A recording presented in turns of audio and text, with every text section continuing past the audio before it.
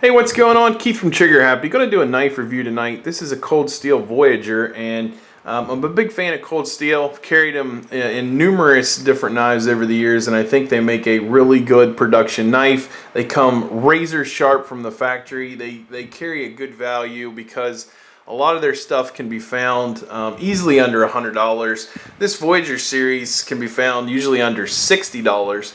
And it comes in three different sizes. What you're looking at is the large size. There's also a medium and then an extra large. The large happens to be a 4-inch blade. The medium is a 3-inch blade, and the extra large is a 5.5-inch blade. It's absolutely massive. So it comes in. There's three different blade shapes you can get. There's clip.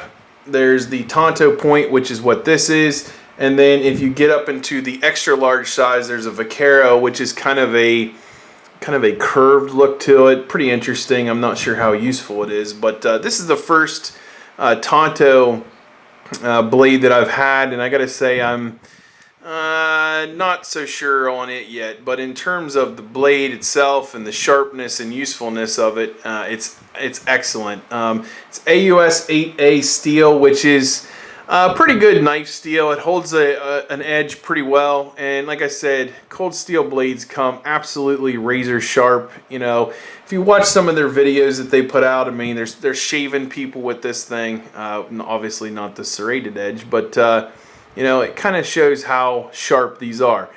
Speaking of the serrated edge, I'm not a big fan of Cold Steel's serrations. I don't know, they're not real deep, and I just don't care for them. I would rather have had a plain blade, but you know, it's what you get. So I just wanted to try it out, and so far I'm pretty impressed overall, but I do not care for the serrations. It's got a nice stone washed finish, you'll see here. I really like the look to it. You know, will it still rust? Yes, you still have to take care of it, but you know, it's got a really good looking finish to it. In terms of the handle itself, you see it's got kind of this cross design to it. This is the newer generation. You can change the carry from left to right, which is nice. They provide another clip here for you, so you can swap that out. You can get a nice grip on it, being the large. You know, I get my whole hand on it. It feels really good in the hand.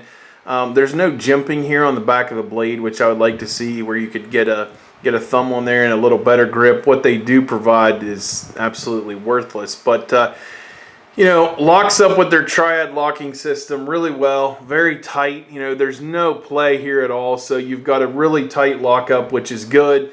Deploys very fast, like I showed you. Very easy to deploy quickly, which is what you want in a tactical folder. In the large size with this 4-inch blade, it is pretty big to carry in a pocket. So if you're a fan of large knives as everyday carry knives, you know, it's going to be right up your alley. For me, it's a little bit on the large side, but then again, the medium being a 3-inch is a little bit on the small side. So I kind of fall in that 3.5-inch size is what I prefer. But overall, you know, it's not too bad.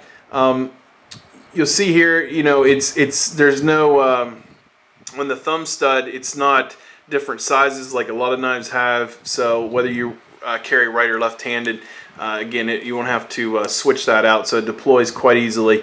You know, overall, Cold Steel, again, for what you get, with the really nice finish, and the really nice blade, super sharp. Again, you know, for a $45 knife, I don't think you can go wrong. You know, so a lot of times I really hate to carry a really expensive knife like Benchmade or, you know, some of these other knives, because quite honestly I abuse them, and I've been known to lose them sometimes. You know, you set something down and then lo and behold it disappears. So, you know, my price point on everyday carry knives runs, you know, as high as $80 is about as far as I want to go. So if you're looking for a good value, check out the Voyager series. You know, I really like the Recon 1 blades. The AK-47 series of knives are really nice, but they run a little bit more, maybe $10 or $15, and the blades are similar, so I just opted for the Voyager. So I guess if I had to do it over again, I would probably choose,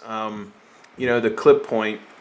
I'm just not a big fan of the Tonto, and again, the serrations I just don't really care for. But you know, they're lightweight. This one weighs about 4.5 ounces, maybe slightly less. So it's not a real heavy knife to carry in your pocket.